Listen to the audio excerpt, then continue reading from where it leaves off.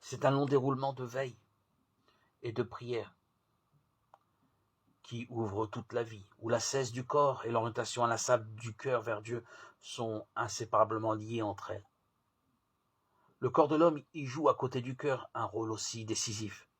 Il constitue en effet le terrain où le péché jusqu'ici régnait en maître et où son influence doit être anéantie par la force de l'Esprit Saint. Comme Jésus l'a fait dans sa mort et sa résurrection, le chrétien lui aussi doit défaire le péché dans son corps. Romains 8, 3. Il ne peut le faire de lui-même, seule la force de Jésus l'accomplit en lui.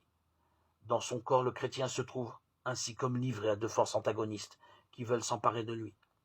Dans le corps, elles déploient leur hostilité. Le corps du chrétien se fait ainsi le champ de bataille entre le péché et Jésus, ou comme s'exprime l'apôtre Paul, entre la chair et l'esprit.